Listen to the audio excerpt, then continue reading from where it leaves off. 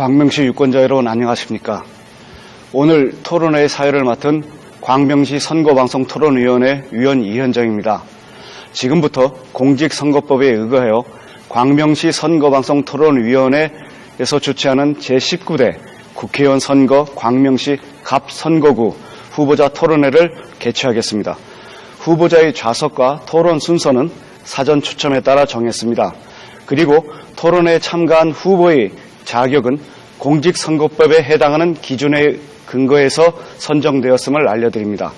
토론회가 끝난 후 바로 토론회에 참석하지 아니한 후보자의 방송 연설이 이어질 예정이니 끝까지 시청해 주시길 바랍니다. 오늘 토론회의 질문사항은 정치, 경제, 사회 문제 등 국정 및 지역 현안으로 구성되어 있으며 각 기관 단체에서 추천받은 의제를 중심으로 광명시 선거방송위원회에서 선정하였습니다.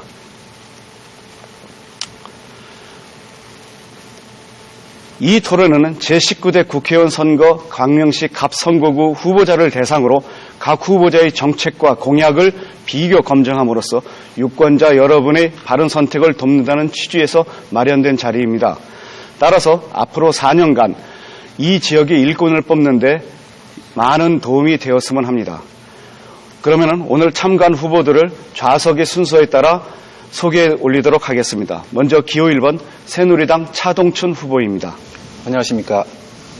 그리고 기호 2번 민주통합당 백재현 후보입니다. 안녕하세요. 이상 토론회에 참가한 2명의 후보를 소개해드렸습니다. 그러면 오늘 토론회 진행 순서를 말씀드리도록 하겠습니다. 먼저 각 후보자의 기조 연설에 이어 사회자가 모든 후보자들에게 질문하고 답변하는 공통 질의가 있습니다. 다음으로 사회자가 각 후보자별로 질문하고 이어 후보자들 간 보충 질문과 답변까지 함께 들어보는 개별 질의 시간이 마련됩니다. 이어서 후보자들 간의 자유로운 주제로 질문하고 답변하는 상호 토론이 진행되며 마지막으로 각 후보자들의 맺은 말을 끝으로 오늘의 토론은 모두 종료하게 됩니다. 선거와 관련된 토론회인 만큼 발언 시간은 엄격히 제한됩니다. 사회자의 공통 질문과 개별 질문에 대한 후보자의 답변은 2분 이내입니다. 개별 질문의 경우 질문 후보자 보충 질문은 30초 이내, 지정 후보의 보충 답변은 1분 이내입니다. 그리고 후보자 간 1대1 토론의 경우 질문은 1분, 답변은 2분 이내로 하며 보충 질문은 30초, 답변은 1분 이내입니다. 마지막으로 각 후보자의 맺은 말은 2분 이내입니다. 발언 시간 10초 전에 예고의 의미로 녹색등이 켜지고 발언 시간이 종료되면 경고음과 함께 빨간등이 켜지게 됩니다. 제한 시간을 어길 경우 5초 이내 마이크는 자동으로 꺼지게 됩니다. 이처럼 엄격한 시간을 적용하는 것은 토론 진행의 공정성을 위하는 것이니만큼 후보자들께서는 발언 시간을 지켜주시기를 다시 한번 당부드립니다. 질문 순서는 미리 추첨한 좌석 순에 의하며 후보자 간 1대1 상호 토론은 총 4회가 진행됩니다. 그럼 첫 번째 순서로 먼저 기조연설 순서를 시작하겠습니다. 기호 1번 새누리당 차동춘 후보부터 2분간 발언해 주시기 바랍니다. 사랑하는 광명시민 여러분 안녕하십니까. 기호 1번 새누리당 광명갑 국회의원 후보 차동춘입니다. 강산이 몇 번씩이나 바뀐다는 21년, 광명은 무엇이 바뀌었습니까? 21년 서민들의 생활은 어떻습니까? 뉴타운 사업 실패, 약 200억 원이 소요된 고철덩어리, 음식물 쓰레기 처리 시설, 애물단지 가림터널, 도박도시와 부작용만 만드는 경륜장, 중공검사가 나지 않아 재산권이 침해되는 한진 해머로 이연 아파트 등 혈세 낭비도 부족해서 시민 갈등까지 부추기고 있습니다. 실업률 최고, 교통지옥, 주차전쟁, 자살 급증, 참혹한 광명, 이것이 광명의 현실입니다. 우리 아이들에게 이런 광명을 물려주시겠습니까? 고인물은 썩기 마련입니다. 지력이 다한 땅은 갈아엎어야 합니다. 뿌리 썩은 나무 미련 없이 뽑아야겠지요. 이제는 바꿔야 합니다. 광명에는 새로운 사람이 필요합니다. 우리 아이들과 부모들이 광명을 떠나고 있습니다. 교육이 마음에 들지 않아서입니다. 교육 현장에서 쌓은 경험과 이론으로 광명교육을 살리겠습니다. 아이들의 꿈이 자라는 광명, 젊은 인재들로 활력이 넘치는 광명, 차동춘이 여러분과 함께 만들어 가겠습니다. 이번 총선은 과거에 머무를 것인가, 미래로 나갈 것인가를 결정짓는 중요한 선거입니다. 서민들의 삶의 질을 높이고 국민과의 약속을 지켜 새로운 변화를 만드는 것이 저 차동춘에게 주어진 사명입니다. 기호 1번 차동춘에게 기회를 주십시오. 광명을 위해 소신과 열정으로 일하겠습니다. 누가 진짜 일꾼인지 사랑하는 광명 시민들께서 현명하게 선택해 주십시오. 감사합니다. 예, 다음은 기호 2번 민주통합당 백재현 후보 2분간 기조연설해 주시기 바랍니다. 안녕하십니까. 야권 단일 후보 민주통합당 백재현 후보입니다. 존경하고 사랑하는 광명시민 여러분, 이명박 정부 4년 동안에 얼마나 힘드셨습니까? 4년 만에 민주주의가 후퇴했습니다. 서민관계는 붕괴되고 남북관계는 단절되었습니다. 김대중 대통령, 노무현 대통령이 만들었던 민주정부 성과가 모두 붕괴됐습니다. 우리 아이들이 절망하고 있습니다. 열심히 공부하고 열심히 일을 해도 제자리를 벗어날 수 없는 사회가 되었습니다. 이명박 정부와 새누리당 정권 4년 만에 괴물 시대를 만들어 놨습니다. 고소영 내각, 형립연치, 영포나인과 같은 대통령 친측과 측근들의 총책 비리가 만연되고 있습니다. 서민들은 뒷전인 채 1%만을 위한 부자 감세와 4대강 사업을 강행하고 있습니다. 정부에 반대하면 개인의 사생활까지 낱낱이 감시하고 사찰하고 있습니다. 4년 만에 희망이 없는 세상이 되었습니다. 하지만 아직 늦지는 않았습니다. 우리 아이들의 미래를 위해 이번 선거에서 이명박 정권과 새누리당을 심판해 주십시오. 이번 선거는 야권의 승리가 아닌 국민 여러분과 광명 시민들이 승리하는 선거로 만들어 주십시오. 투표를 참여하는 것이 민주시민으로서 함께하는 것이 옳습니다. 우리 시민 여러분, 오는 4일 총선을 통해서 이명박 정권을 심판하고 4.1 선거 중요성을 함께 인식했으면 감사하겠습니다. 고맙습니다. 예, 두 분의 그 기조연설 잘 들었습니다. 그러면은 사회자의 그 질문에 대해서 모든 후보자가 답변하는 공통 질의 시간으로 넘어가도록 하겠습니다. 각 후보께서는 질문 내용과 상관없이 상대 후보에 대한 인신 공격이나 비방하는 내용의 발언은 삼가해 주시기를 바랍니다. 그러면은 질문을 시작하겠습니다. 북한이 천안함 연평도 사건에 대하여 책임있는 자세를 보이고 있지 않는 가운데 북한은 장거리 로켓을 근본에 발사할 예정으로 있습니다. 현 정부의 정책은 이러한 상황을 맞아요 북한의 강경책을 계속하여 취해야 하는지에 대해서 판단을 하여 주시고 향후 북한에 대한 정책을 어떻게 펼쳐야 하는지에 대해서 밝혀주시기 바랍니다. 먼저 기호 2번 백재현 후보께 2분 이내로 답변을 해주시기를 바랍니다. 예, 이명박 정권의 대북 정책은 참으로 무능한 정권입니다. 안보도 무능하지만 대북 관계는 더욱 무능한 것 같습니다. 이명박 정부 4년 만에 남북 관계는 서로에게 총불을 겨누는 그런 사회로 바꿔놔버렸어요. 국민의 정부나 참여정부는 그렇지는 않았습니다. 남북 평화 정책 의지도 능력도 없는 정권입니다. 군사적 긴장은 더욱 팽팽해졌어요. 주변 강대국으로 개입 소지만 넓혔고 정부는 대북 정책의 정보 부족에서 허덕이고 있습니다. 김정일이 사망해도 이틀이 지난 후에 발표가 되는 거니까요. 우리 보고를 들어보면 국정원도 파악을 못하고 있었다고 합니다. 금강산 개성관광 사업이 중단되었습니다. 군사기지를 걷어내고 만든 개성공단에서도 경제적 손실이 커져 중소기업들이 어우성입니다. 5.24 조치를 해서 많은 중소기업들이 대북관계 피해를 보고 있습니다.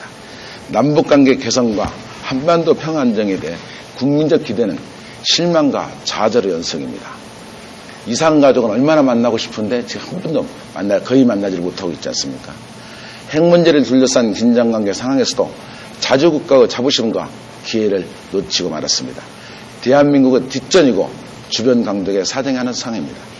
육자회담 표류와 광명성 3호 발사 계획으로 평화적 분위기가 위협받고 있는데도 이를 개선시키다는 의지와 유연성은 전략의 부재를 드러냈습니다. 북한은 미국과 중국이 오가는 강원 양면의 전술을 통해 국제사회에서 공간을 넓히고 있는데 정부는 외교적 유연성을 보여주지 못하고 있습니다. 가장 큰 문제는 북한이 중국의 경제 영향권에 들어가고 있다는 것입니다. 동북 삼성에 거기 북한까지 사성이 되지 않을까 걱정스러운 것이죠.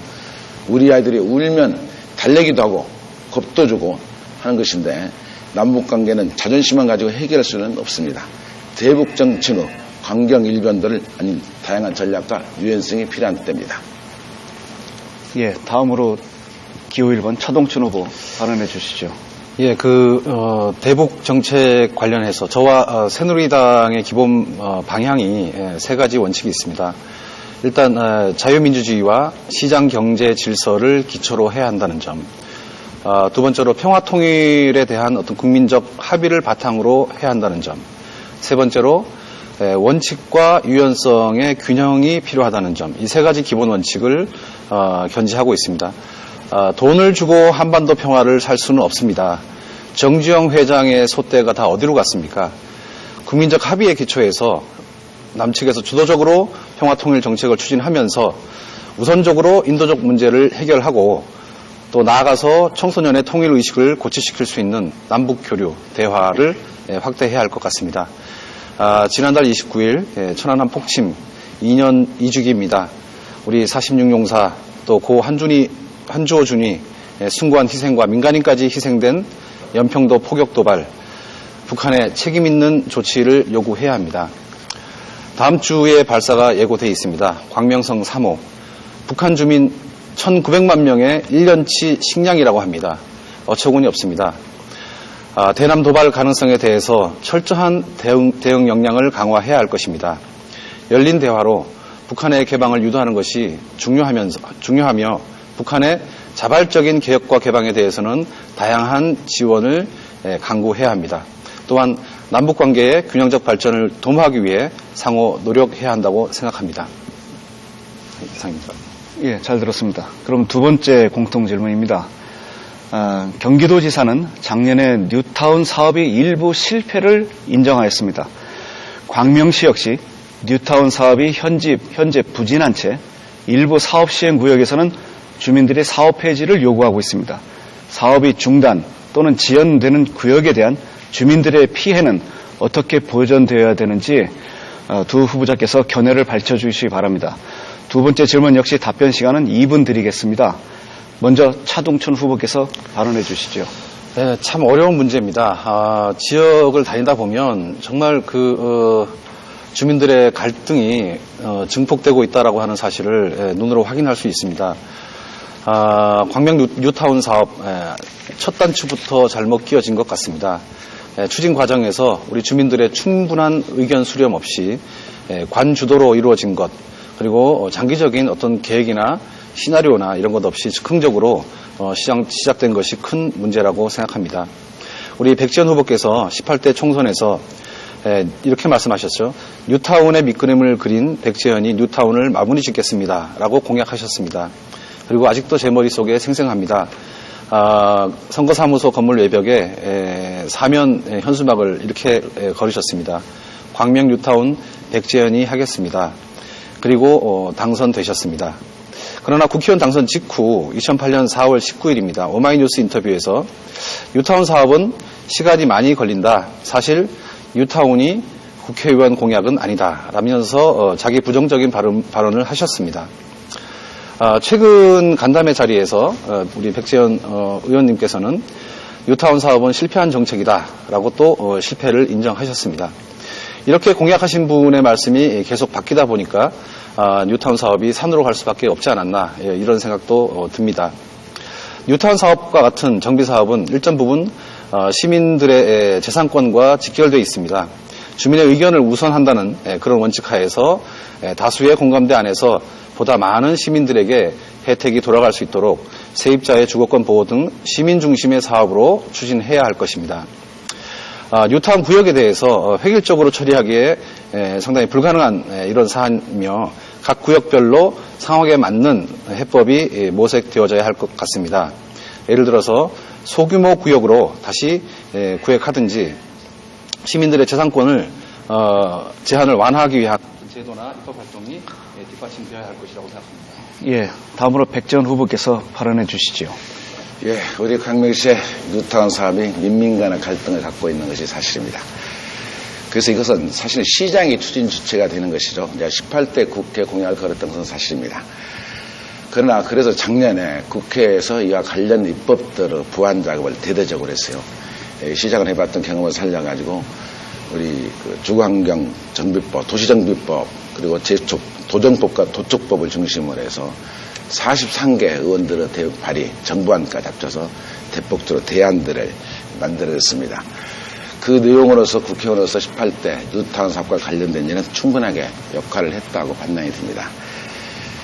국회에서 만든 입법 내용을 좀만 설명드리면 지금 추진위가 토지 소유자에게 추정 부담금 등 사업성 관련 정보 제공을 의무화했습니다. 그런 법적 조치를 통해서 조합이 투명성이 있도록 우리 주민들이 조합을 못 믿겠다는 취지거든요. 투명성 있게 하고 그 사업성을 과 관련된 정보를 제공하도록 제도화시켰고요. 두 번째로서는 전면 철거 이주 방식보다는 다른 기존 방식 할도록 그 도시 정비 방법을 좀 추가한 게 있습니다. 옛날에 도시개발 방법은 도시정비사업, 도시재개발사업, 재건축 사업, 주거환경개선 이렇게 4가지 사업이었습니다만은 기존 가로 주택정비사업, 주거환경관리사업의 2가지 항목을 더 넣어서 도시재개발을 6가지 방법으로 바꿨죠. 그래서 지금은 꼭 전면 철거 방식이 옳으냐 하는 것에 대한 의문을 좀 가질 수가 있고요. 그렇지만 이미 조합이 만들어져 가지고 잘 진행할 수 있는 것들, 그리고 주민들이 갈등이 있는 것들, 이건 좀 더 정확한 판단이 필요한 부분이다, 이렇게 말씀드릴 수가 있고요. 그 다음에 기존 장비 사업에서 주민 요청으로 지자체가 추정 부담금과 이 사업성 관련 정보를 제공한 후 주민 가반수상의 동의를 받지 못하면 퇴출할 수 있는 근거. 옛날 장비 사업은 퇴출이 불가능했거든요. 그래서 앞으로 잘 갈 수는 잘 갈 수 있도록, 아닌 것을 퇴출 수 있는 것이 제도적으로 보완됩니다. 예, 세 번째 질문입니다. 19대 국회에서는 국민의 복지 법안이 크게 늘어날 전망입니다. 그 재원을 마련할 방법으로 법인세 증액, 부자들에 대한 증세 방안이 논의되고 있습니다. 국민 개세주의와 같은 세원 확충 방안을 외면하고 부자들에게 증세하는 방안이 경제 민주화에 적절한지 후보자들의 견해를 말씀해 주시기 바랍니다. 먼저 기호 2번 백재원 후보부터 2분 이내로 답변해 주시기 바랍니다. 예, 지난 4년간 이명박 정부는 국민적 요구인 복지정책 확대 요구에 대해서 재정 건전성을 유지하기 어렵다는 이유로 쭉 반대해왔습니다. 복지 재원이 부족하다면서도 1% 부자들만 위한 감세와 25조, 30조까지 버는 학자도 있어요. 4대강 사업 강행 등 국민 세금을 탕진하였습니다. 민주통합과 보편적 복지는 빈곤층, 장애인, 실업자, 노인 등 취약계층에서는 집중적인 보장을 하고 무상급식, 무상보육, 무상의료, 반값 등록금, 일자리, 주거 문제도 보편적 복지에 대해서는 모든 국민에게 인간다운 생활을 보장하자는 것입니다. 보편적 재원 확보 방안은 국채 반영이나 새로운 세금의 신설 없이 재정의 건전성을 유지하면서 재정개혁, 복지개혁, 조세개혁 등 3대 개혁을 통해서 조달할 것입니다. 예를 들어 조세개혁을 첫째 1% 부자 정세를 통해 확보하겠습니다. 둘째, 부자금세 처리를 통하여 조세 공평성을 제고하겠습니다. 21%까지 조세 부담률을 올린다는 취지죠. 셋째, 경제력 집중에 대한 가세 강화와 영세 사업자와 세부담 경감을 통한 경제 민주화를 실현할 것입니다.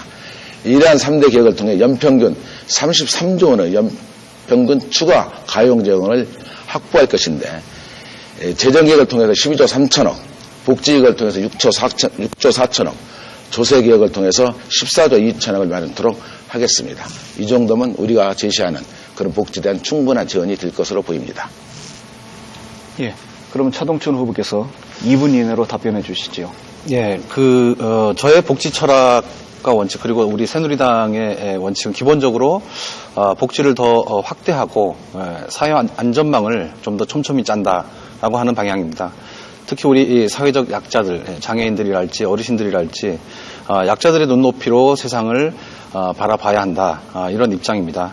그래서 하지만 그 복지에 대해서 우리가 보편적 복지냐 선별적 복지냐라고 하는 이분법적 사고는 우리가 복지에 대한 지속 가능성 이런 부분에 문제가 생긴다고 생각하고 있습니다. 우리 사회에서 보편적 복지로 가야 할 부분이 있습니다. 예를 들어서 보육 같은 부분이죠. 저출산 고령화 사회를 대비하기 위해서도 그렇고 우리 중산층 서민들 특히 양육을 해야 되는 또 맞벌이 부부들 이런 분들을 위해서 보편적 복지가 필요합니다. 하지만 의료 같은 부분 이런 부분들은 꼭 필요한 사람들에게 필요한 만큼의 복지 혜택이 주어지는 것이 바람직하다 이렇게 생각합니다. 저와 새누리당의 복지재원 조달 원칙은 크게 세 가지가 있습니다. 첫째, 나라빚을 내지 않는다라고 하는 거고, 두 번째로 지방 재정 부담을 충분히 감안해서 예산을 짜야 된다. 세 번째로 OECD 등의 국제기구 권고에 따라서 세출 절감 대 세입 확대를 6대4 원칙에 맞춰서 국민들의 직접적인 부담을 최소화하면서 또한 지속 가능한 복지 정책을 추진하는 것입니다. 저와 새누리당은 지난해 개정된 법인세, 소득세 세율 조정 이외에도 자본소득에 대한 과세, 그리고 책임 담세, 공정과세 등으로 세수를 늘리고 불효불급한 정부 지출을 과감하게 줄여서 5년간 총 89조 원을 마련한다는 계획입니다. 국가적으로 그렇지만 또 광명시라고 하는 차원에서도 사실을 지금까지 예산을 좀 방만하게 사용한 측면이 있습니다. 음식물 쓰레기 처리 사업 광명 경실련이 밑빠진 독상이라고 독상을 수여한 바가 있습니다. 이런 부분들을 우리가 충분히 줄여서 복지 재정으로 사용할 수 있다고 생각합니다. 시간이 조금 빡빡하니까 좀 시간을 엄수해 주시기 바랍니다. 그럼 마지막 질문입니다. 각 정당 및 후보자들은 일자리를 창출하는 공약을 제시하고 있습니다. 기업이나 부자들로부터 세금을 확충한다면 투자가 오히려 막힐 수도 있다는데 일자리를 어떤 방법으로 창출할 수 있겠습니까? 또한 그 일자리가 실업의 고통을 받는 자들에게 만족스러운 일자리인가도 염려됩니다. 후보들은 어떠한 구체적인 방안을 갖고 계신지를 말씀해 주시기 바랍니다. 먼저 차동춘 후보부터 발언해 주시기 바랍니다. 일자리 창출 정말 최고의 복지입니다. 하지만 지금 현재 우리 사회의 비정규직하고 정규직 갈등 문제 심각합니다. 또한 우리 청년 취업 문제 굉장히 중요한 사회적 관심사입니다. 사실 가족의 행복, 우리 사회의 행복을 위해서 우리 근로자들의 소득이 안정돼야 되고 또 일자리가 안정돼야 됩니다. 또한 차별 없는 일자리가 돼야 합니다. 정규직과 비정규직의 근로보상이 동일하게 이루어져야 하며 임금, 복리후생에 대한 비정규직 차별을 개선해야 합니다. 먼저 공기업 등 공공부문부터 비정규직을 없애고 또 기업에 대해서도 자율적으로 비정규직을 감축할 수 있는 그런 제도를 뒷받침해야 합니다. 심각한 청년 일자리 문제를 해결하기 위해서 기존 일자리에 대한 나눔과 청년들의 새로운 도전을 유인하는 투트랙 해법을 기본으로 한 정책 대안을 마련할 것입니다. 특히 청년들의 도전을 위해서 기존 일자리 구조를 뛰어넘어서 일자리 파이를 키우는 것 매우 중요합니다. 또한 많은 청년들이 스펙 때문에 고민을 하고 있습니다. 이런 스펙 선입견에 대해서 우리 사회가 좀 새로운 풍토를 만들어내는 이런 인식이 필요합니다. 이를 위해서 공공부문이나 청년 채용 확대를 추진하고 한국판 구글이나 애플이 나올 수 있도록 선순환 창업 생태계를 조성할 필요가 있습니다. 사실 일자리라고 하면 양이 중요한 것이 아니라 질이 중요합니다. 많은 일자리들이 사실 비정규직이거나 아니면 간헐적 근로 노동과 관련된 그런 일자리들이 많습니다. 그것이 아니라 정말 양질의 일자리를 만들 수 있으려면 현재 우리 교육 시스템의 변화가 필요합니다. 우수한 근로자, 우수한 노동 생산성을 가진 근로자, 좋은 교육이 양산합니다. 그 교육을 위해서 노력하겠습니다. 예, 다음 백전 후보 2분 이내로 답변해 주시죠. 예. 이명박 정부 4년 동안에 20, 30대의 일자리는 참 많이 줄었습니다. 우리 청년들이 시간제 근로자와 저임금 구조에서 허덕이고 있습니다. 경제활동 참여율도 국민의 정부와 참여정부와도 훨씬 감소했습니다. 그 대신 임금을 적게 받는 근로자는 증가하고 근로자와 빈곤율은 높아졌습니다. 고용부 발표에 따르면 2011년 공공보험 비정규직은 34만 명으로 이명박 정부 들어서 3만 명이 증가하고 이 중 파견 및 용역 등 예주 근로자가 6만 5천 명에서 10만 명으로 늘어났습니다. 이명박 정부 4년간 저임금 근로, 상대 빈곤율, 취업 빈곤율, 진위 개수 등 모두가 증가하였습니다. 저와 민주통합당은 비전 일자리 정책을 발표했습니다. 우선 고용률 70% 유지와 비정규직 50% 감축, 정규직 전환율 제고, 저임금 근로를 개선하는 방안들을 내놨습니다. 고용률 70% 유지하면 약 330만 개의 일자리를 만든다는 취지입니다. 시간 관계상 고용률 70%를 달성하는 방안에서는 정책 기조만 말씀드리겠습니다. 정책 기조는 2017년까지 선진국 수준 약 70% 고용률을 유지시키겠다는 것입니다. 이를 위해서 실제 근로시간 단축과 근로자 건강과를 확대할 것입니다. OECD는 2000시간 밑으로 우리 근로시간을 낮추겠다는 취지죠. 청년 고용 의무 할당제 등 청년 비전 일자리와 여성 일자리, 비전 일자리를 만들어서 좀 더 적극적인 조치를 하고 800만에 가까운 비정규직 문제가 해소하는데 저와 우리 민주통합당은 최선의 노력을 다할 것입니다. 특히 ILO 가사노동 협약 비준과 보편적 복지 서비스 일자리 확대, 친환경 일자리 창출해서 앞장서겠습니다. 구체적이고 세부적인 일자리 창출과 공약과 관련해서는 시간이 되면 함께 말씀드리겠습니다. 예, 여태까지 공통 질문에 대한 답변들이었습니다. 다음 순서는 각 후보자들에게 사회자가 개별적으로 질문을 하고 이어서 후보자들 간의 보충 질의와 답변까지 함께 들어보는 개별 질의 시간입니다. 먼저 사회자가 지정한 후보에게 질문을 하면은 지정받은 후보자가 답변을 하고 그 답변에 대해서 다른 후보자의 보충 질문이 이어지게 되겠습니다. 이 또한 제한 시간을 엄격히 지키도록 하여 주시기 바랍니다. 답변 시간은 2분이며 보충 질문 시간은 30초, 보충 답변 시간은 1분 이내입니다.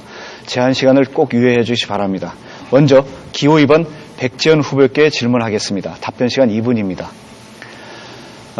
광명시가 후보자 재직 시에 추진한 음식물 쓰레기 처리 시설은 국가 예산 및 광명시 예산을 낭비한 채 폐기된 채 그대로이며 이에 대해 하위직 공무원 몇 명이 징계받는 일로 유야무야되었습니다. 후보자가 시장 재직 시 결정한 일인데 수백억의 예산이 낭비된 사업을 회생시킬 방법이 있는지 발언해 주시기 바랍니다. 먼저 음식물 쓰레기 시설을 설명하기에 대한민국에 대한 폐기물 정책에 대해서 좀 이해하는 것이 순서라고 생각이 듭니다. 폐기물 정책은 폐기물 관리법상 규정되어 있습니다만은 폐기물은 첫째가 배출량 자체를 줄이려는 노력이 필요하죠. 음식물도 마찬가지죠. 그래서 좋은 식당을 운영하는 것도 같은 취지라고 생각합니다. 두 번째는 좀 더 재활용률을 어떻게 높여갈 것이냐. 그것이 아주 중요한 정책이에요. 그러고 나서 그 다음에 해야 될 것이 소각이라는 방법입니다. 그 다음에 매립이고 그리고 마지막 단계에서 해역 배출까지도 있습니다만 우리나라의 음식물 재활용률은 불과 83%, 선진국에는 한 90% 정도 오는데 우리도 재활용률을 계속 높여갈 필요성이 있고 또 매립률도 한 9.3%인데 이것도 좀 더 줄여가는 노력이 필요합니다.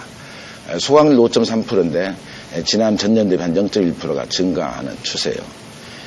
2005년대 우리나라의 생활폐기물 정책은 주로 매립과 소각에 의존했습니다. 우리 광명시 또한 예가 아니었습니다. 환경 문제나 좁은 국토에서 언제까지나 매립하고 소각할 수는 없는 것입니다. 국가적으로 전 자치단체가 재활용 정책으로 우선시되어 추진되어야 됩니다.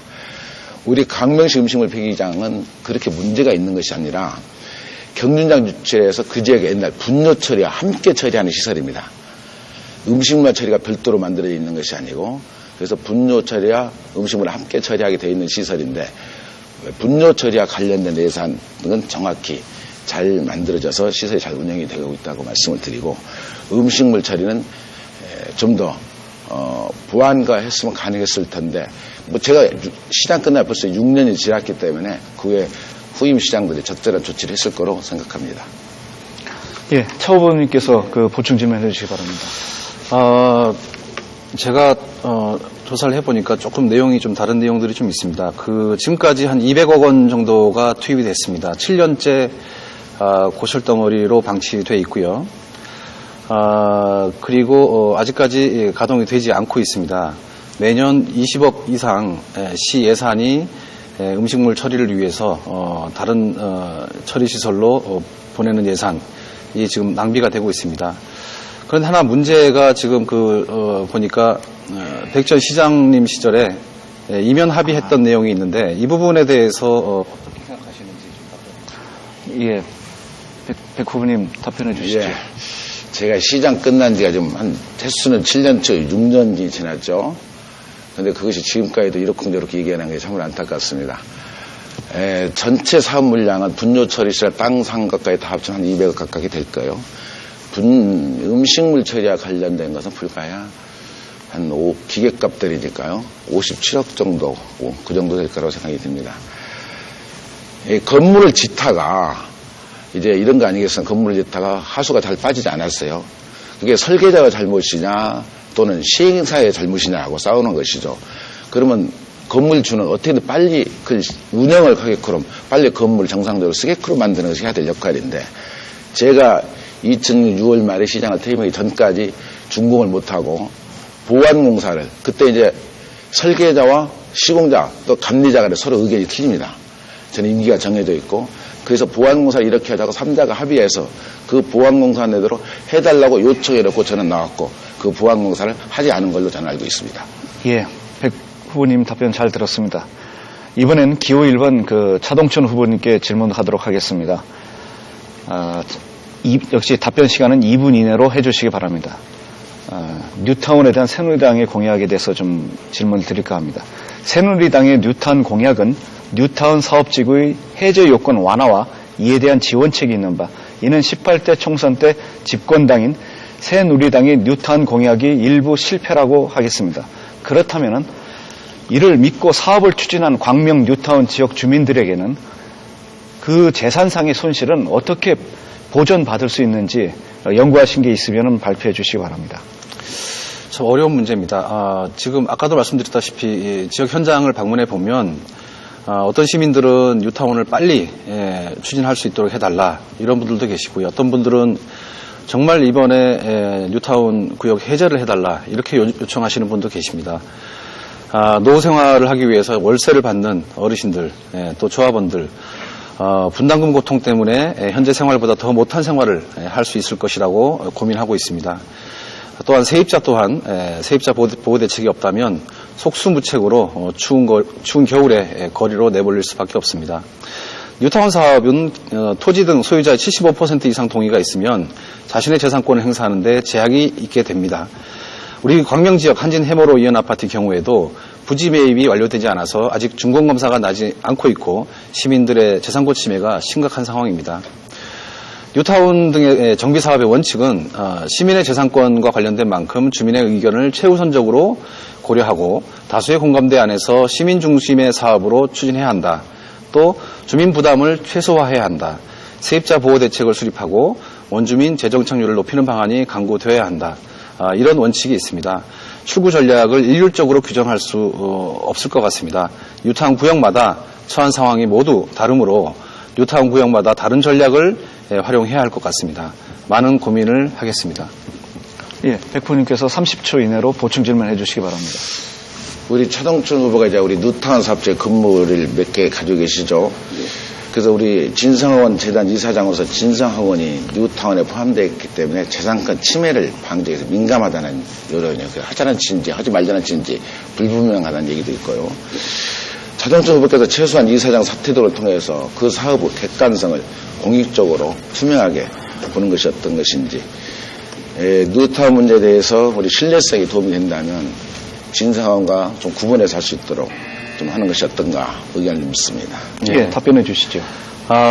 우리 백 후보님이 잘 조사를 하신 것 같습니다. 뉴타운 23시 구역에 제 건물이 아니라요. 저희 부모님 건물이 있습니다. 그런데 이 뉴타운 구역 안에 부모님 건물이 있다는 이유가 제가 뉴타운 문제를 고민하는데 전혀 방해가 되지 않습니다.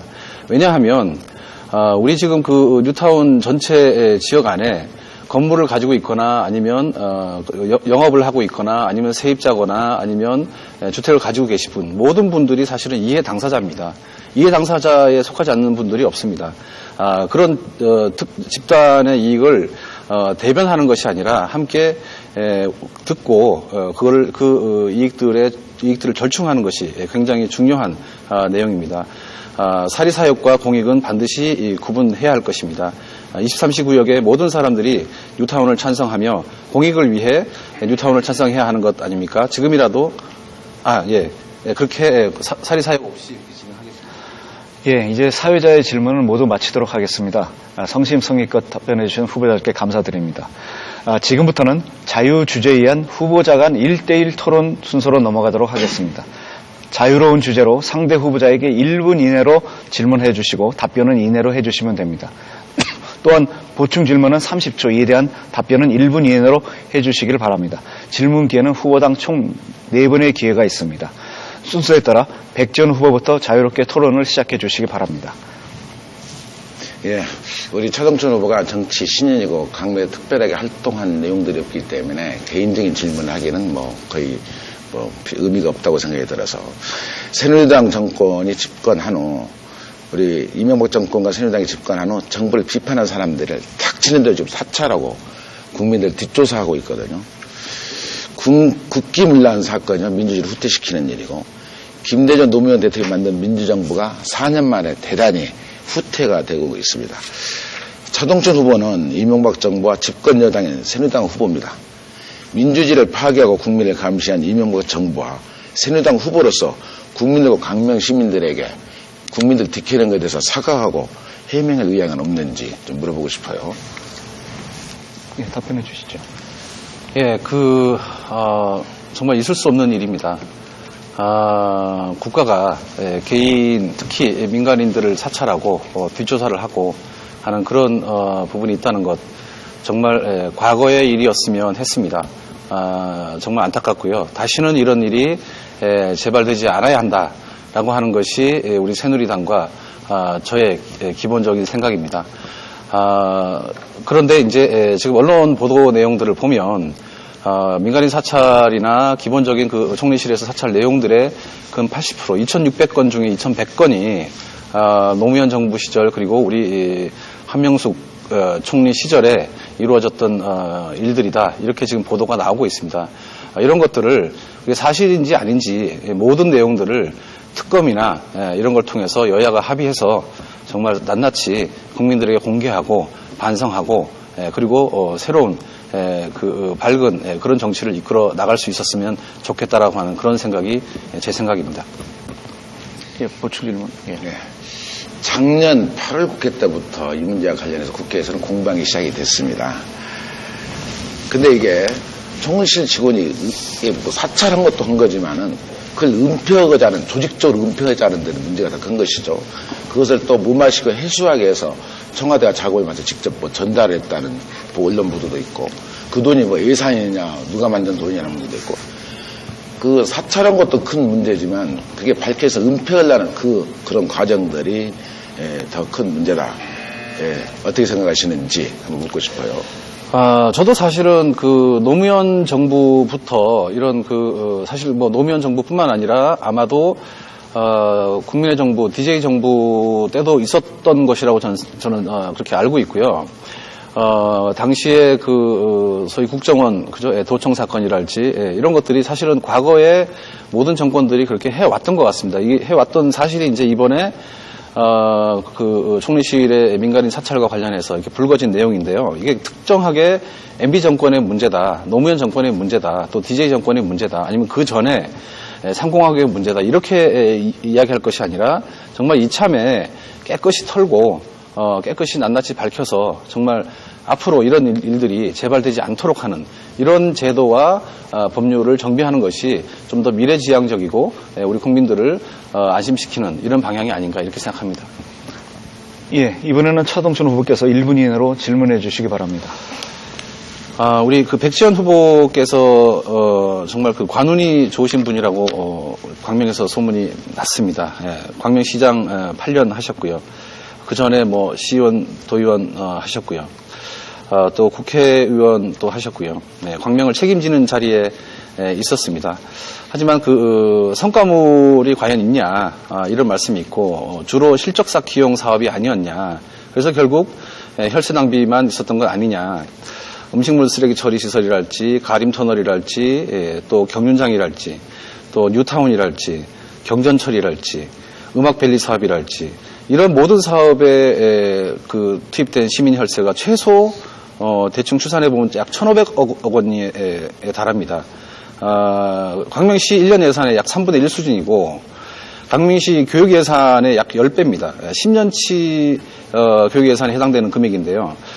정말 이 금액이면 전국 최고의 교육 도시로 만들 수 있을 것 같다 이런 생각이 들고 그 혈세 낭비에 대해서 어떻게 생각하시는지 말씀해 주십시오. 우리 차동춘 후보가 행정이라든가 공직에서 일을 한 번도 해본 경험이 없기 때문에 아마 그렇게 얘기를 하시는 것 같아요. 근데 조금만 행정에 대한 이해가 있고 내용을 안다면 그런 얘기를 할 수가 없는 것이죠. 우리 시의 가장 큰 문제는 재정입니다. 우리 시는 세금이 들어올 데가 없어요.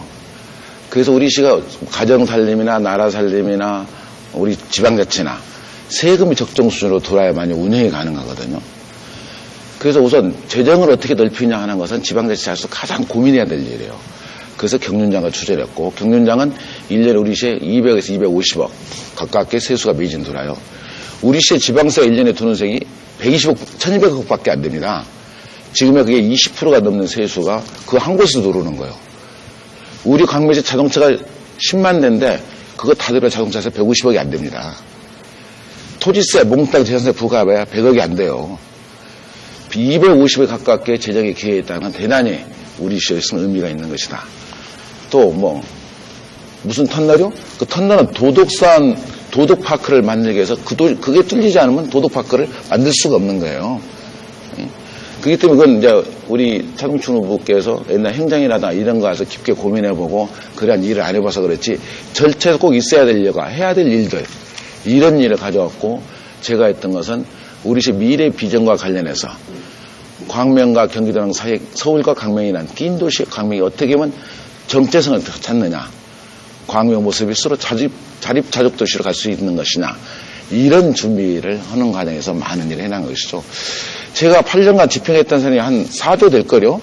4조 된 중에서 전부 문제 있다고 보더라도 많은 사업도 한 200억 건 이상을 했을 텐데 그건 몇 건 물론 그게 나는 문제가 아니라고 그래요. 우리 행정을 이해 못해서 그러시는 거지 행정이 이해했다면 그런 얘기는 아닐 거라고 생각합니다.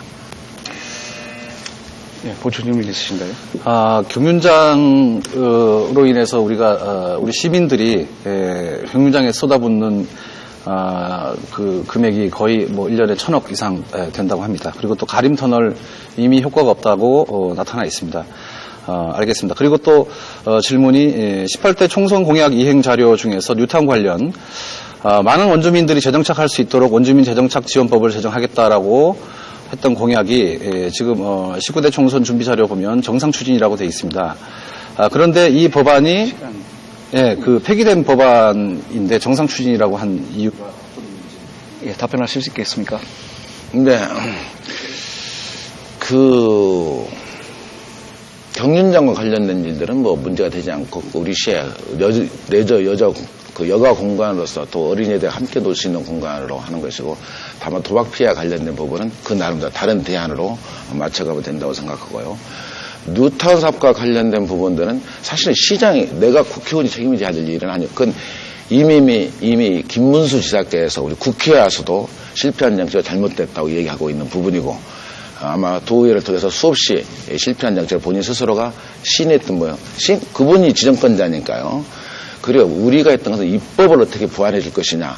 국비를 얼마나 투입할 수 있고 작년에 20억 갖다 줬어요. 지금 다시 재정비할 수 있도록. 그런 일을 만들어서 역할을 충분히 해가 있고 뉴타운 사업도 갈 수 있는 가격으로 만들어주고 아닌 것은 국민들 여론에서 빠질 수 있도록 대출 경로와 관련된 제도를 만들어 준 것이죠. 예. 이제는 2차 상호 토론입니다. 이번엔 차동춘 후보께서 질문해 주십시오. 우리 백 후보님 18대 총선 공약 중 하나가 일자리 관련 공약이 있습니다. 경제 활성화와 일자리 마련에 앞장서겠다 이렇게 말씀하셨습니다. 근데 통계청 자료를 보면 2010년 기준으로 광명시 실업률이 6.2%입니다. 전국 최고입니다. 18대 총선 공약 지키지 못하신 것 같은데 혹시 백시현 후보께서 시장 시절에 경륜장 유치나 음악밸리 완성으로 일자리가 몇 개 만든다고 하셨는지 혹시 기억나십니까? 예, 안 나실 것 같습니다. 아마 경륜장 유치로 연간 1,000명 이상, 음악밸리로 약 1만여 명이 고용이 창출된다고 말씀하셨습니다. 그런데 이번에 또 19대 총선 공약이 산업단지 보금자리 지역에 유치를 해서 또 1만 개 만드신다고 하셨는데 참 1만이라는 말씀을 참 좋아하시는 것 같습니다. 어떻게 1만 개 일자리가 창출될 것인지, 그 일자리의 질, 이런 문제를 또 어떻게 생각하시는지 좀 말씀해 주십시오. 예, 제가 국회에 들어가서 일자리 특별위원회 국회 일자리 특위가 있습니다. 특위 2호로서 할 때고 전국적으로 일자리 만드는 얘기에 관련돼서 국회에서 활발한 활동을 했다는 말씀을 먼저 드리고요. 우리 강명시 일자리를 시에 한계적으로 얘기하는 많은 한계를 갖고 있겠죠. 우리 시는 알다시피 토지를 규제받고 있는 지역이고 하기 때문에 그래서 제가 강명시 일자리 획기적으로 지켜내고 창출시키는 딱 사업이 보금자리 주택지구내 산업단지를 만드는 일입니다. 그래서 보금자리 특별법을 제가 대표 발의해서 거기에 산업단지를 조성할 수 있도록 우리가 수도권 정비법에 또는 가밀업적 권역에도 불구하고 공단을 조성할 수 있도록 근거 법령을 개정해 내놨거든요. 거기에 적어도 우리 지금 현재 시흥 광명지구 내 중소기업들이 한 2천여 개가 보금자리 주택지에 들어가 있습니다. 그 사람을 폐업하지 않게 그대로 이사가고 할 수 있는 틀을 만드는 것은 정치를 이 지역에서 하고 있는 것은 대단히 중요합니다. 그래서 충분한 산단을 조성해서 거기에 일자리가 될 수 있도록 공단을 조성하는 일이 하면은 지금 2,000개에 5명 수가 10,000명 되지 않겠어요? 그 다음에 뿐만 아니라 또 대단히 큰 물류단지를 만들어서 유통과 관련된 일들을 충분히 할 수 있도록 우리 강면 워낙 순환 고속도로라든가 서해안 고속도로라든가 이런 고속도로에 직결되는 도로망이 좋기 때문에 물류 역할 기준으로서는 대단히 좋은 입지적 여건을 갖고 있습니다. 그래서 수도권에 가장 규모 있는 물류단지를 만들어서 도소매 또 도매 기능이 제대로 된 그런 물류단지를 조성하게 된다면은 아마 일자리 10,000개 정도 만드는 것은 대단히 그렇게 어려운 일이 아니다. 이렇게 생각해요. 정책 하나하나만 좀 꼼꼼히 챙겨보면 충분한 일자리를 만들어갈 수 있다. 이렇게 생각이 듭니다. 예, 그러면 계속해서 백전 후보 질문해 주시기 바랍니다. 우리 차동춘 후보가 이제 공교육 살리기 국민연합 정책위 위원장이라는 직책을 우리 명함을 보니까 쓰고 계시더라고요. 이 단체에서 참여한 공교육 살리기 학부모 연합은 친환경 무상급식은 대국민 사기극이라 이렇게 주장도 했어요. 또 강제급식은 헌법상 행복 추구권의 침해다. 우리 아이들에게 왜 강제적으로 밥을 먹이냐고 반문한 바도 있습니다. 또한 친환경 우리 농산물은 헛개비다. 우리 농산물 자체를 부정하는 것이죠. 차동춘 후보는 공교육을 살리겠다면서 아이들을 무상급식을 반대하고 친환경 우리 농산물 헛개비라고 주장하는 단체 입장에 대해 어떤 생각을 하시고 거기에 정치위원장으로서 어떤 활동을 하고 계시는지 좀 묻고자 합니다. 네, 답변해 주시죠. 공교육 살리기 학부모 연합의 활동은 주로 우리 대한민국의 교육에 학부모들의 그 입장을 많이 대변해야 한다라고 하는 그런 취지에서 이제 만들어진 단체입니다. 너무 그동안에 우리 공교육이 우리 그 특정 교육 지향적인 특정 이념의 교육 지향적인 단체들이 많이 지배를 하고 또 특히 또 특정 이념을 지향하는 교육감들이 이제 많이 배출이 되고 하다 보니까 공교육이 좌파 지향적인 이런 이제 측면으로 그런 데 대한 이런 이제 하나의 그 대안 세력으로 성장해 왔습니다. 사실 그 급식의 문제에 있어서 그 친환경 훌륭한 이야기입니다. 친환경 음식물 아니면 재료로 아이들에게 급식을 할 수 있다면 그보다 좋은 일이 있겠습니까? 근데 현실적으로 지금 학교의 급식 단가가 되게 정해져 있습니다. 한 끼당 되게 3,500원 정도 전후해서 다 학교들이 그렇게 진행하고 있는데 각급 학교의 영양사들이나 학부모들의 말을 들으면 도저히 그 금액으로 모든 그 식자재들을 친환경으로 할 수 없다는 그런 얘기들을 많이 합니다.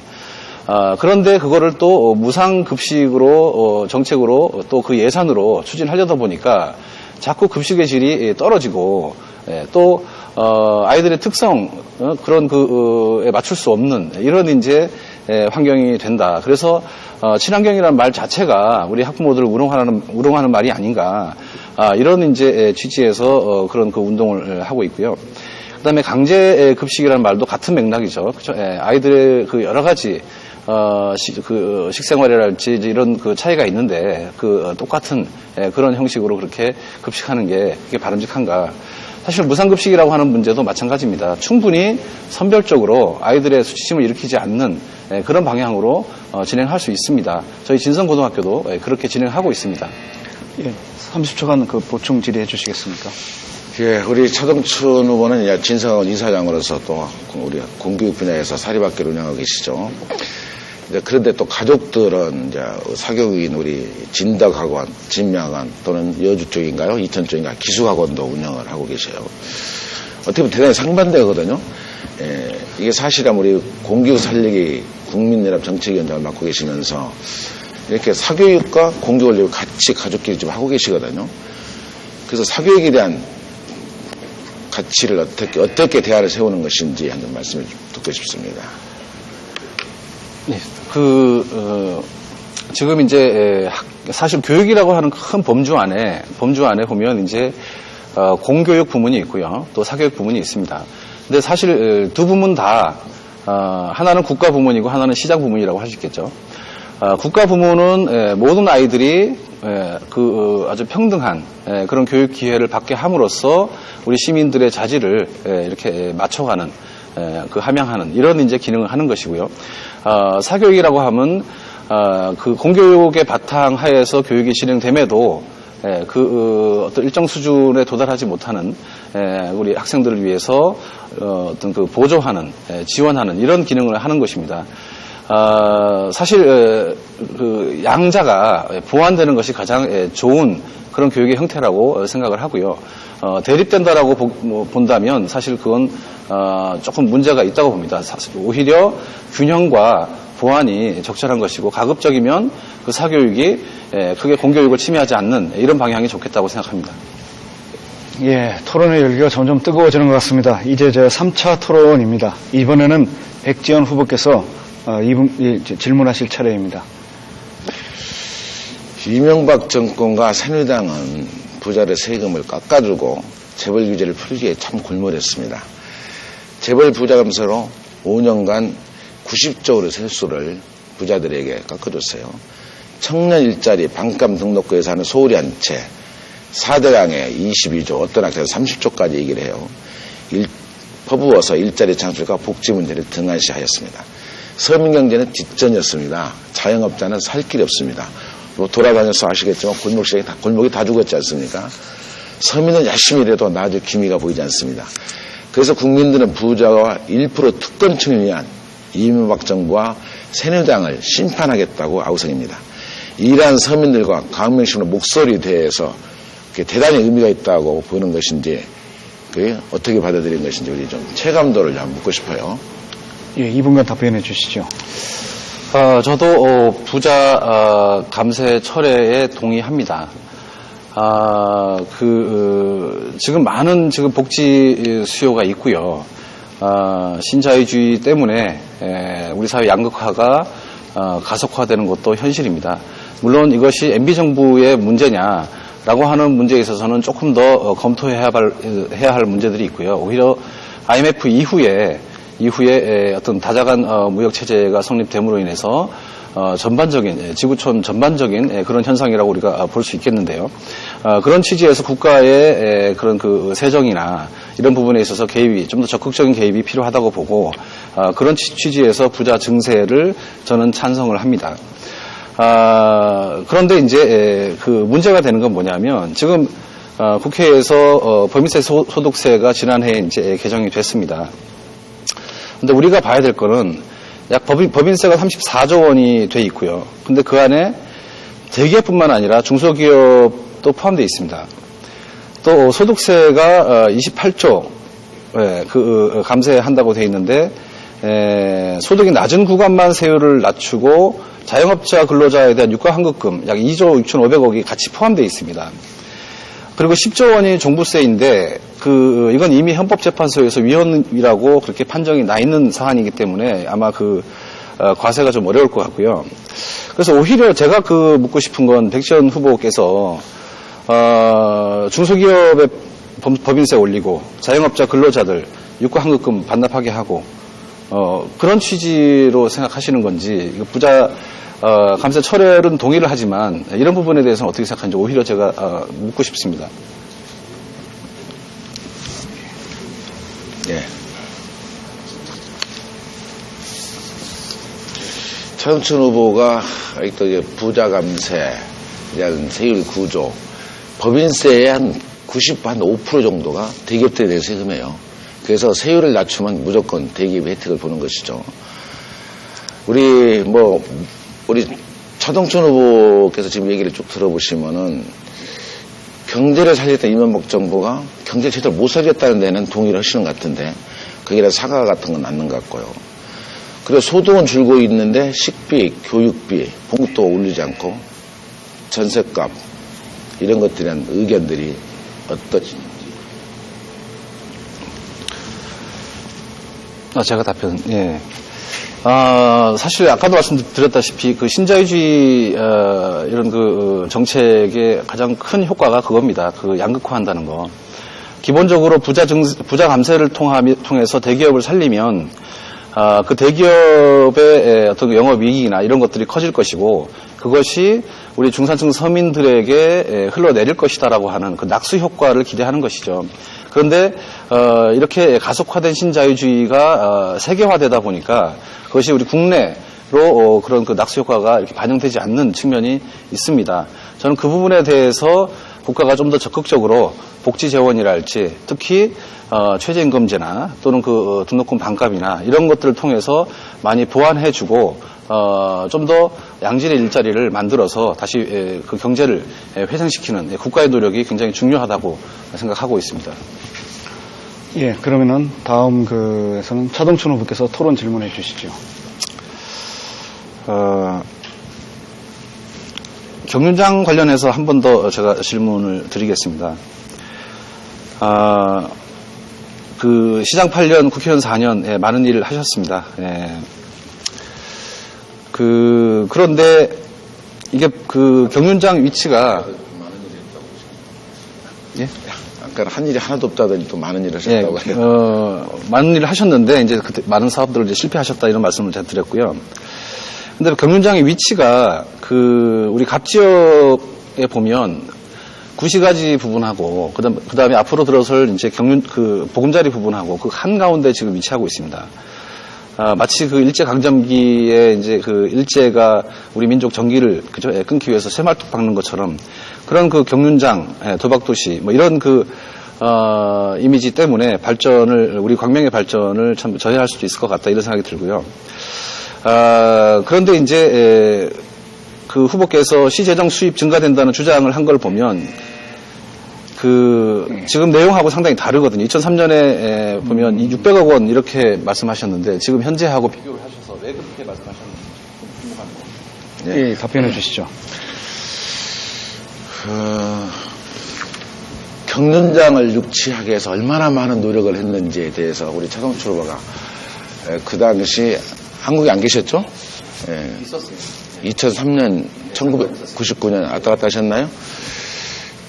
수도권 모든 도시하고 경쟁을 했습니다.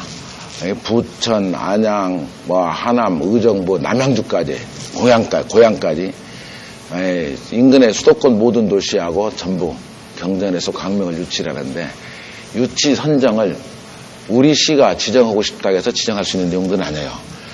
거기에는 마치 우리 시가 쓰레기 처리장 비슷하게 해서 모아놓는 데죠. 모아놓은 시선 땅도 좀 있었고 또 주차장을 만들어서 부지도 좀 사놓은 땅도 있고 약 기억이 정확히 안 됩니다만 한 7, 8천 평 정도 될 거예요. 부지에다가. 그래서 그곳이 가장 그 사람들도 적정한 부지라고 요청했고 그리고 사거리 여기 좀 걸어다닐 정도 있고 그렇기 때문에 대단히 어렵게 경쟁을 해서 끌어왔던 유치사항이다. 이렇게 말씀드리면서 앞으로도 우리 시에 재정적 여건에 충분한 도움이 될 수 있는 곳이다. 그게 좀 법이 개정돼서 당초 추진할 때 하고 그 이후하고 법이 좀 개정이 됐어요. 옛날에 도세 무조건 30%씩 주는 제도가 2001년도에 돌아가지고 내용이 재정적으로 바꿔내는 제도가 바뀌기 때문에 그런데 19대에 가면은 그것도 법을 좀 유치하고 있는 현장에 있는 지자체에서 별도로 배려할 수 있는 법 개정안을 아마 지방재정법인데요. 지방재정법의 개정안을 한번 발의를 해볼 계획입니다. 예, 보충 질문. 추가 질문인데요. 그 지방재정법 개정이 2000년 1월입니다. 그리고 2003년 우리 백 후보님 공약이 매년 600억 원 유치할 수 있다. 그렇게 뻥튀기를 하셨습니다. 그런데 또 18대 국회가 마무리돼가는 지난해 10월이죠. 2011년 10월 이거를 그 지방재정법 관련해서 좀 더 많이 받을 수 있게 해달라라고 하면서 그 이유가 사행산업 유치를 유치한 시군의 경우 도박 중독 및 범죄율 중과 이런 이유를 밝히셨는데 이거를 아는데 12년이 걸리셨습니까? 우리 차동출 후보가 이게 그 살림을 크게 안 해본 것 같아요. 살림 이렇게 이렇게 시살림이라든가 이제 학교 살림을 요새 맡아서 하실 거라고 생각이 드는데 살림의 규모를 어떻게 만들어가고 그 살림을 무엇이 필요하고 어떻게 만들어가야 되는 것이 제일 중요한 거예요. 가장이 집안 식구를 먹여 살리려면 돈벌이를 잘해서 먹여 살리는 것처럼 그래서 항상 그와 관련된 일들이 중요성을 갖고 시가 재정 수입과 관련된 걸 잘 챙겨가는 것은 시장 자치단체로서 가장 큰 덕목이고 꼭 필요한 부분들이죠. 그래서 우리가 경륜장으로 해서 일부 피해가 없다 하고 나 인정하지 그렇게 얘기하고 싶진 않아요. 일부 피해가 있겠죠, 당연히. 세상에 공짜가 어디 있습니까? 1년에 240~50억씩 세금을 받아들이려면 그 피해가 일부 있겠죠. 그렇지만 그 피해가 있는 것은 별도 대책에 의해서 대안을 만들어가야 된다. 이런 취지의 얘기입니다. 예. 아까 그 2차 1대1 토론을 함에 있어서 하다 열기가 뜨거우니까 그 차동춘 후보께서 30초간 그 보충 질의하는 게 빠졌습니다. 그리고 백지원 후보께서 1분간 답변하는 것이 빠졌습니다. 그러니까 지난 주제라 할지라도 아니면 지금 새로운 주제라 할지라도 보충 질문을 30초간 드릴 테니까 보충 질문 하실 게 있으시면 좀 해주시죠. 예, 저도 아까 좀 순서가 좀 이상하다고 생각했습니다. 예, 질문 드리겠습니다. 우리 백 후보께서 뉴타운도 그렇지만 한미 FTA 관련해서도 입장을 계속 바꾸시는 걸로 지금 나와 있습니다. 2008년 4월에 FTA는 해야 한다. 노무현 정부가 협상을 잘했다. 빠르게 해야 한다고 본다. FTA 반대 논리가 이해가 안 간다. 표를 의식한 반대라면 그런 입장 정리해야 된다. 그리고 2010년 말에 FTA 조건부 비준을 찬성하는 온건 협상파로 변신하고요. 그리고 최근에 한미 FTA 반대파로 변신하셨습니다. 예. 1분 말씀 좀 해주시죠. FTA는 필요하죠. 우리나라는 개방경제를 치료하기 때문에 치료하고 FTA는 맺어야 되는 것입니다. 그렇기 때문에 노무현 정부 때 추진했고 거기에 대해서 협상을 균형을 맞춰 잘했던 것이 MB정부 나서 제재협상에서 망해버린 것이죠. 자동차 시장에 100을 겨우 맞춰놨는데 25%가 75를 내줘버렸습니다. 균형을 깨진 재협상했던 내용에 관한 반대를 하는 것이지 그래서 제대로 된 협상을 다시 해야 된다는 취지입니다. FTA야 우리가 개방경제를 해야 되는 거니까 해야 되는 것인데 지금 MB정부 했던 재협상안이 문제가 있다. 그래서 우리는 다수당이 되고 집권여당이 되면 재협상을 할 것이다. 얼마나 미국이 그 내용이 좋았으면 이틀 만에 상하원을 다 통과시킵니까? 3년을 버티던 것을. MB 대통령께서 밥 두 끼 이렇게 식사하고 나서 바로 하고 나니까 이틀 만에 상하원이 다 통과시켜버리잖아요. 75%를 내준 균형이 깨진 이것이 잘못됐고 이게 잘못됐다고 지적하는 것이죠. 예, 이제 마지막 4차 상호 토론입니다. 시간을 좀 엄수해 주시기 바랍니다. 순서는 차동춘 후보의 차례입니다. 질문해 주시죠. 예, 광명 음악밸리 사업이 있습니다. 우리 백지원 후보께서 추진하셨습니다. 당시 문광부는 문화산업단지 클러스터 지정 어렵다고 했습니다. 하지만 백지원 후보께서는 불도저식으로 나홀로 밀어붙이기식 사업을 추진하셨습니다. 그 결과 부실한 출자 회사에 6년간 토지 무상 임대하고 출자 투자금 6억도 3년 만에 모두 날렸습니다. 건물 철거 비용까지 6천만 원 시민 혈세로 낭비했습니다.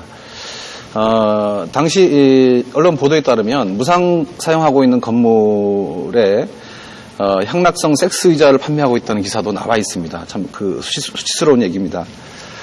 그리고 5년간 향후 5년간 광명음악축제가 당초 목적이 상실됐다는 판단 때문에 관련 조례도 폐지됐습니다. 감사원 감사를 받아서 공무원 징계받았습니다. 광명시장이 사기당했다 이런 말이 있습니다. 어떻게 생각하십니까? 우리 최동철 후보께서 광명에 대한 미래에 대해서 고민을 별로 안 하셔서 그러신데, 광명의 기본적인 틀은 그렇습니다. 광명 앞으로 뭘로 우리 시를 아름답게 만들고 제대로 된 도시를 만들 것인가? 문화산업밖에 없습니다. 우리 광명시가 새로운 나름대로 발전하고 할 수 있는 내용들, 과밀억제권이고 수도권 정책 규제를 받지 않고 하는 것이 문화산업뿐이에요. 그런데 시장에 들어와서 광명시가 어떤 산업을 가지고 문화산업을 만들 것인가? 모든 것은 많이 선점이 됐어요. 다른 데서. 영화라든가 무슨 연극이라든가. 근데 음악만은 딱 선점된 곳이 없더라고요. 우리 시가 무슨 음악과 관련해서 깊은 인연을 갖고 있거나 역사상을 갖고 있지 않았습니다. 우리 시가 새로운 신도시인 것처럼 새로운 도시를 70년대, 80년대를 만든 도시처럼 새로운 뭔가를 시작해야 한다면 음악에 가장 경쟁력 있고 음악의 모든 문화산업의 핵심이다. 이것을 적어도 잘 키워내자. 나는 그 당시 공직자한테 이 사업은 담임시장 10년 가지고 되는 게 아니라 적어도 50년, 100년을 길게 호흡해서 투자를 해서 가야 되는 것이다. 이런 취지를 가지고 진행했던 음악산업이었죠. 그래서 우리는 도시계획도 음악산업밸리라는 부지를 만들어서 그걸 만들기 위해서는 다시 절차를 거쳐야만이 해제될 수 있도록 만들었고, 그리고 무슨 회사에 한 6억 정도 출자됐다. 출자한 거 맞죠? 그렇지만 그것은 유통 과정에 필요한 음반 유통회사가 우리 광명에 유치를 하면은 대단히 시장이 될 것이다라는 취지가 있었는데 그것은 그렇게 중요하지 않습니다. 그 후에 음반 유통이 중요한 것이 아니라 시대의 흐름이 변해버린 것이죠. 그래서 연장 전부 다운받는 시대가 됐고 음악시장 흐름 자체 내용이 달라졌기 때문에 그건 의미가 없지만 음악산업을 선정해서 이 일을 진행한 것에 대해서는 대단히 의미 있고 지금도 그걸 아쉬워하는 분들도 많고 있고 앞으로도 우리 시가 앞으로도 추구해도 음악이 관련인지 모르겠지만 문화와 관련된 사업은 꼭 해야 되는 것이다. 이렇게 얘기하고 싶습니다. 보충 질문해 주시죠. 예, 문화와 관련된 산업 좋습니다. 광명시의 미래를 구상하는 것 좋습니다. 그런데 어떻게 한결같이 음반밸리, 경륜장 할 것 없이 또 음식물 처리, 쓰레기 처리 사업 한결같이 실패하시는지 그거 참 궁금한 이야기고요. 마지막으로 또 하나 실패 사례가 숭실대 유치 관련된 얘기입니다. 평생학습 도시 이렇게 말은 좋습니다. 그런데 이것도 마찬가지로 제대로 되지 않은 것 같은데 어떻게 생각하시는지 답변해 주시겠습니까? 예. 물론 제가 한 200개 이상의 사업을 했지만 성공 사업도 대단히 많죠. 예를 든다면 교과서에 살린 신뢰를 얘기를 든다면 광명 하수를 서울로 보내고 구로구 쓰레기로 강명에 태워지는 소위 환경기초시설 빅3 같은 사례는 우리 중학교 2학년 교과서에 실질적으로 아주 성공된 사례입니다. 뿐만 아니라 택시 사업구역 통합, 우리 광명시만 유일하게 할증료를 내지 않고 다니는 곳입니다. 광명시와 서울시와 택시 사업구역이 통합이 됐기 때문입니다. 그 당시 통합하기 이전이죠. 광명시 택시 타고 가려면 승차 거부당이 일수였고 와서 할증료 20%씩 더 내야 되는 사업들. 얼마나 많은 우리 시민들이 고통스러웠어요. 또 성공한 사업, 보건소 안에 치매 요양센터를 지어가지고 요양시설을 만들어서 전국적으로 제일 유명하고 그 세계적으로도 우리 벤치마킹으로 거기를 방문하지 않습니까? 우리 많은 지자체가 200억 원대가 다녀가면서 그걸 벤치마킹 다른 데 짓고 있고 아주 성공적인 사례가 너무도 많죠. 평생학습도시 우리 시가 최초로 했습니다. 세계적으로 벤치마킹 우리나라 우리 한국한 사례가 너무 많습니다. 예, 이제는 백전 후보께서 질문해 줄 차례입니다. 차동춘 후보 공약을 살펴보면은 서민 행복 만들기 프로젝트로서 최저임금, 최저생계비, 기초노령연금 현실을 공약했습니다. 그런데 올해 이명박 정부는 기초생활보장 생계급여 예산을 전년 대비 3.4%를 꺾었어요. 그리고 기초생활보장 생계급여자를 5만 5천 명을 축소했습니다. 이거 알고 계신가요? 이명박 정부 새누리당은 말로만 친서민이라면서 이와 같이 서민 행복지수를 감소시켜 놨습니다. 그런데 다시 차동철 후보는 현실화시키겠다는 것인데 공약을 만드실 때 이와 같은 이명박 정부 반서민 정책을 알고 만드는 것인지, 그렇다면 국민들에게 그렇게 깎고 예산 줄이고 숫자 줄이고 하는 것에 대해서 국민들에게 사과하고 좀 하고 나서 이런 예산이 공약을 내놔야 되는 것이 아닌지 저는 이렇게 생각하는데 어떻게 생각하세요? 이명박 정부의 여러 가지 그런 기본적으로 신자유적인 그런 기조에 대해서 저도 반대를 하고 있습니다. 최저임금 문제나 최저생계비 문제나 기초노령연금 문제나 이런 문제들은 우리 중산층이나 우리 또 서민들의 삶과 직결된 문제입니다. 우리 아이들과 직결된 문제입니다. 어느 정도 경제적 기반, 경제적 안정이 있지 않으면 우리 아이들에게 제대로 된 교육을 할 수가 없습니다. 그 부모들이 여가를 가지고 아이들을 돌볼 시간이 없습니다. 이런 부분을 우리 사회가 좀 더 적극적으로 보장을 해주고 그럴 수 있을 때 아이들이 건강하게 자랄 수 있습니다. 우리 학교가 좀 더 안전한 그런 학교로 탈바꿈할 수 있습니다. 그런 취지에서 이런 최저임금, 최저생계비 문제 예전부터 저는 주장하고 다녔습니다. 조금 기업이 손해본다 하더라도, 조금 부자들이 손해본다 하더라도 우리 사회의 안정과 통합을 위해서 이런 부분 반드시 추진해야 됩니다. 정말 이런 최저임금이나 생계비들이 현실화돼서 정말 일을 두 가지, 세 가지까지 해가면서 그렇게 자녀를 키우는 그런 부모들의 고통을 줄여줘야 됩니다. 그럴 수 있을 때 우리 대한민국의 미래가 있고 우리 광명의 발전이 있다고 저는 믿습니다. 저는 앞으로 그런 방향으로 정책을 추진하겠습니다.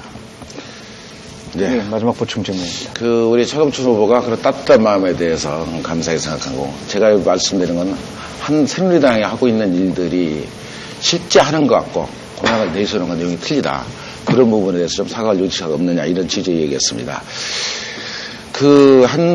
새누리당은 우리 민주통합당 공약 베끼기를 너무 많이 해요. 제가 이제 민주통합당 정책위 수석 부의장 일을 하면서 이번 총선과 관련된 공약들을 만들면서 참 우리가 뭐가 뻥끗하면 그걸 바로 베껴요. 그런 내용들이 수없이 많은데 좀 우리 그러지 않았으면 좋겠다라는 말씀을 드리고 싶습니다. 예, 이상으로 상호 토론까지 오늘 준비한 토론을 모두 마쳤습니다. 답변 한번 할 기회가. 죄송합니다. 보충 답변이 있었네요. 예. 우리 사회자님께서 많이 바쁘신 것 같습니다. 예. 공약이 왜 민주통합당과 새누리당이 같냐, 이런 말씀 하시는데, 사실은, 저는 시대 정신이 있다고 생각합니다. 물론, MB정부에서 국민들과 소통하지 않았던 점 늘, 속상해 했습니다. 4대강 사업뿐만 아니라 여러 가지 사업들이 국민들로부터 외면받고 있고, 또 질책을 받고 있다라고 하는 점, 저도 가슴 아프게 생각했습니다. 그런 이유 때문에 새누리당이 거듭난 것입니다. 시대 정신을 반영하고 국민의 아픈 목소리 함께 듣고 정말 행복한 동행을 하고 싶다라고 하는 그런 정강정책을 만들어 가는 것입니다. 같다라고 얘기하는 것보다 이게 시대 정신이니까 함께 가자라고 말씀하시는 게 더 좋은 얘기가 아닌가, 이런 생각이 듭니다. 예, 이상으로 상호 토론까지 오늘 준비한 토론은 모두 마쳤습니다. 마지막으로 각 후보자께 앞선 토론에서 미진했던 부분이나 보충 발언을 하실 수 있는 기회를 후보자당 2분씩 드리겠습니다. 먼저 백지원 후보자께서 먼저 시작해 주시죠. 네. 존경하는 강명시민 여러분, 오늘 토론회를 잘 시청하셨습니까? 저는 우리 강명시민보다 많은, 정말로 감사하게 생각하는 분들이 많죠. 시의원, 도의원, 민선 2기, 3기, 재선시장, 그리고 18대 국회의원으로서 부모에 넘친 시민들의 사랑을 받아왔습니다. 거기에 대한 책임도 많고 해야 될 일도 많다고 생각합니다. 지난 4년은 국회에서 기획재정위원으로 국토희양원으로서 부자감사를 막아내지 못했고 4당 사업도 막아내지를 못했습니다. 하지만 거대 여당의 숫자 논리에 밀려서 민주주의 퇴보와 민생제 파탄을 막아내는데도 대단히 힘겨웠습니다. 실제 불가능했습니다. 사랑하는 강명시민 여러분, 이번 선거는 역사적으로 중요합니다. 이번 선거는 99% 서민과 중산층이 잘 사는 대한민국을 만들 것입니다. 세상 만사가 아는 만큼 해법을 찾아간다고 합니다.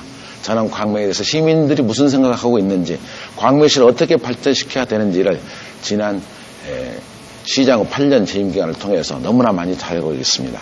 아는 만큼 해법을 찾아내고 아는 만큼 일을 해낼 수가 있는 것입니다. 우리 애들이 공부한 만큼 문제를 푸는 것처럼 광명은 연습할 시간이 없습니다.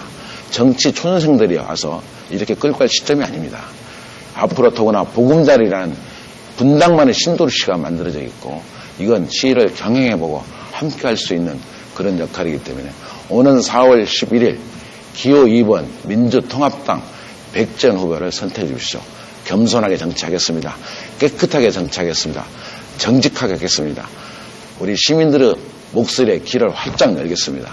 그렇게 해서 우리 시가 가고자 하는 방향 잘 찾아서 우리 시 모두가 행복한 시민들 그리고 자족 자립이 가능한 일자리가 충분한 도시, 그런 도시를 만드는데 최선의 노력을 다하겠습니다. 시민 여러분, 백전 후보를 지지해 주십시오. 감사합니다. 예, 차 후보님 마지막으로 2분입니다. 사랑하는 광명 시민 여러분, 오늘 토론 잘 보셨습니까? 누가 광명 발전과 광명 교육을 위한 진짜 일군인지 확인하셨으면 좋겠습니다. 광명 시민 여러분, 어느 후보는 선거 기간 내내 정권 심판만 하겠다고 합니다. 심판을 해서 광명의 교육이 좋아지고 광명의 가치가 올라가고 광명의 혈세 낭비를 막고 광명 시민들의 생활이 나아진다면 그 후보를 선택하셔도 좋습니다. 그러나 광명의 발전과 우리 아이들을 위한 교육이 소중하시다면 신중하게 선택해 주십시오. 일하는 후보와 심판만 하는 후보, 지금 광명 시민 여러분께 필요한 후보는 누구입니까? 아이들의 희망이 자라는 광명으로 키우겠습니다. 국공립 어린이집이 없는 광명 3동, 철산 1동에 국공립 어린이집을 우선적으로 만들며 보육료를 국가가 부담하는 국가 책임 보육을 실시하겠습니다. 관내 초, 중, 고등학교에 예산을 집중 지원해서 교육 환경을 개선하고 학교별 특성 있는 학교를 만들어 학생과 학부모가 바라는 학교를 만들겠습니다. 가정이 행복해야 광명이 행복해집니다. 반값 등록금, 반값 교재비, 등록금 대출이자 무이자 지원, 기초 노령연금, 장애인연금 현실화, 서민이 행복한 광명을 만들기 위해 차동춘이 여러분과 함께 뛰겠습니다. 사랑하는 광명 시민 여러분, 저 차동춘에게 한번 기회를 주십시오. 잃어버린 21년 시민들에게 되돌려드리겠습니다. 광명 교육을 바로 세우고 생활이 편리한 광명으로 광명을 진정한 수도권 서남부의 교육 중심지로 만들겠습니다. 차동춘이 소신과 열정으로 광명의 변화의 꽃을 피우겠습니다.